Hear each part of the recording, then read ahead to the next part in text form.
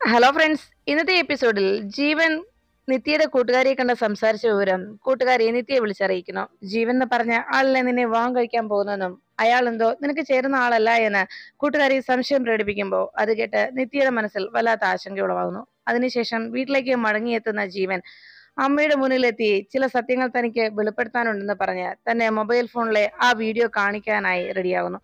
അപ്പോഴാണ് സദാനന്ദനുമായിട്ട് വീട്ടിലേക്ക് എത്തുന്ന ഹരി നിത്യയുടെ വരവ് പ്രതീക്ഷിച്ച് കാത്തിരിക്കുന്നത്. മകൾ ഉടനെ തന്നെ എത്തുമെന്നും ഒരു ഗ്ലാസ് ചായ കുടിച്ചിട്ട് പോകാമെന്നും എന്നെ ഇത്രത്തോളം സഹായിച്ച ആള് എന്റെ വീട്ടിൽ കയറി ഒരു ഗ്ലാസ് ചായ കുടിക്കാതെ പോകുന്നത് എങ്ങനെയാണ് എന്നെല്ലാം സദാനന്ദൻ ചോദിക്കുന്നത് കേട്ട് ഹരി അതിനൊപ്പം നിൽക്കുന്നു.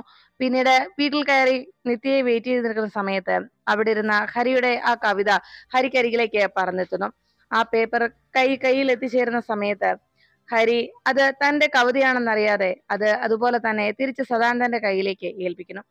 പിന്നീട് യാത്ര പറഞ്ഞ് ഹരി അവിടെ നിന്ന് ഇറങ്ങുന്ന സമയത്ത് സദാനന്ദൻ ഇത്രയും നല്ലൊരു ചെറുപ്പക്കാരനെ ഇന്നത്തെ കാലത്ത് കണി കാണാൻ പോലും കിട്ടില്ല എന്ന് പറഞ്ഞുകൊണ്ട് വിഷമത്തോടെ നിൽക്കുമ്പോൾ ജീവൻ തന്റെ തന്ത്രങ്ങൾ ഇത്തവണ ഫലിക്കുമെന്നുള്ള സന്തോഷത്തിൽ മൊബൈൽ ഫോണിലെ വീഡിയോ സുജാതയ്ക്ക് മുന്നിൽ വെളിപ്പെടുത്താൻ ഒരുങ്ങുന്നു. അപ്പോഴും നിത്യ തന്റെ ജീവിതത്തിലേക്ക് വരാൻ പോകുന്ന ആള് ശരിയല്ല എന്നുള്ള പലരുടെയും വാക്കുകൾ കേട്ട് വല്ലാത്ത ആശങ്കയിലാവുന്നു.